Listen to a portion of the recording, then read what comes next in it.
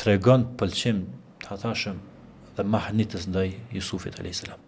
Aja e bën një plan të vetën, që të bjen në moralitet me Jusufin a.s. Për shkak pëlqimit të madh që e kishte.